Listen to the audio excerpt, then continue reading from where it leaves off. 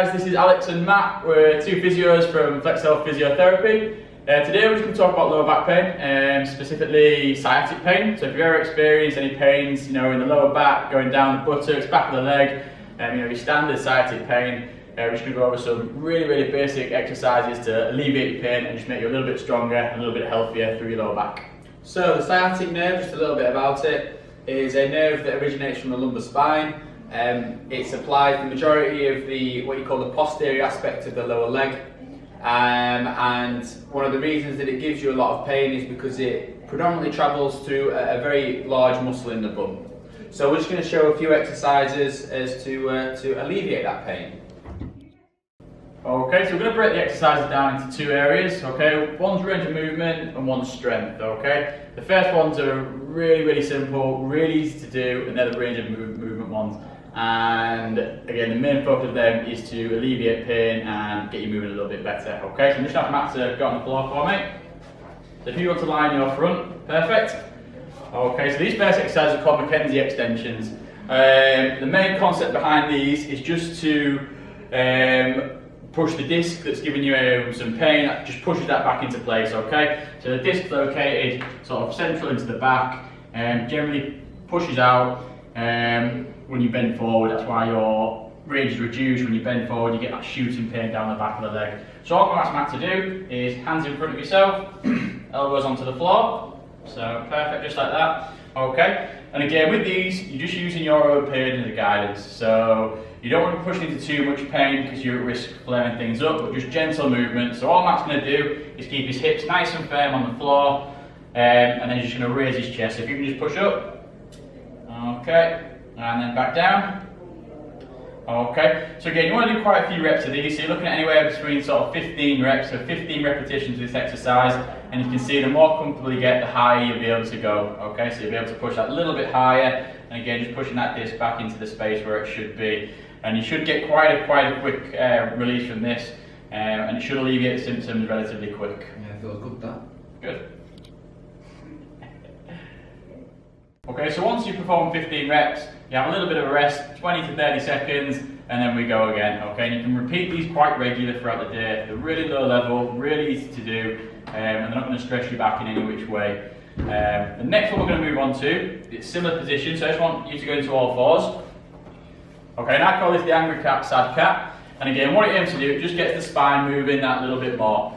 And again, the theory is if we can get that spine moving, as well as putting the disc back into the correct place, it's just going to give you that little analgesic effect, which means numbs the pain, feels a little bit better, okay? So, try and keep hips directly above the knees, shoulders directly above the wrists, and all Matt's going to do is arch and sink his back, okay? So we start with an arch, okay? So we're letting it sink, okay? And again, not going into too much pain, so using your own pain as a guidance, and then going to arch up.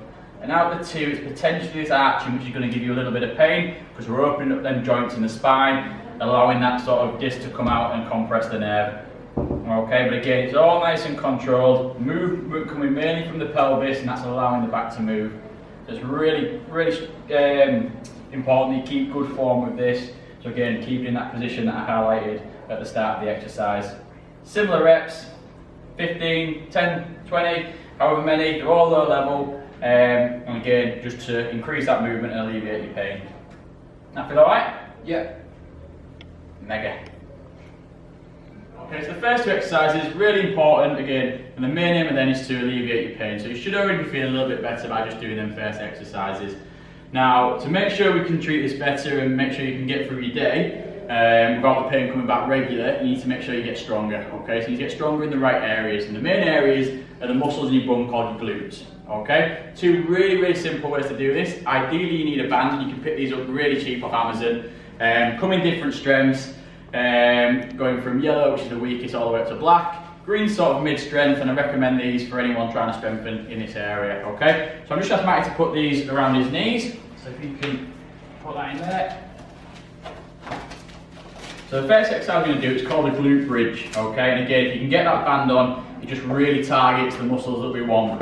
So first, again, position's really important. So the further away we come into that position, we just target these hamstrings on the back and the glutes in the bum, okay? The further we are into that position, we're just not going to be as effective, okay? So the further away we can go from the bump, the better. And all that's going to do, hands across chest or hands on the floor, you're just going to raise up. So if you raise your bottom up for me, Matt, and hold it at the top for 1, 2, 3, and back down.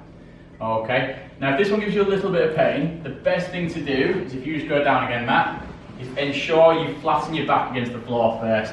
So you need to tilt the pelvis that way, okay, you can see he just flattens this space here, okay. If he goes the other way and tilts, he's going to have a nice open space here, and that's what we want to avoid with these. So it's compressing into there, activating glutes, activating hamstrings, lifting up, and then back down. And again, one more point on this exercise, when you come up, so come up for me, you just want a nice angle from knee to shoulder. You don't need to be arcing up all the way down here, just a nice straight line all the way from knee to shoulder, okay? And again, anywhere between 6 to 12 reps of these, and 3 times with a little bit of a rest in between. Okay, the next one, we continue, so if you lie onto your side, and these are called clamshell exercises. Same again, you're just looking to strengthen the muscles around the bum, which are going to help support the lower back, and again, stop this coming back. So we bend the knees, heels in line with the bottom, tilting into it like that, okay? And what I want you to do now is just open and close from the knees, keeping heels together, and back down. So again, you don't need a massive range, it's all about control. As soon as you start to concentrate on having a big range at the knee, what happens is you tilt back from there, all your form goes, and the important muscles around that hip switch off and don't work as well. So keep that form into there, lean into it, be really picky, just want to take him back into that position. And again, I tend to go for time on this, so I'd go for 3 lots of 30 seconds each side. When that gets easy, just progress that up to 45 seconds, up to 60 seconds. How does that feel? Yeah, great. Good. Mega wicked awesome. Mega wicked awesome. So, thank you for watching. I hope our demonstration of sciatic pain was really helpful. As I said, if you have any further pain, make sure you check out with your GP.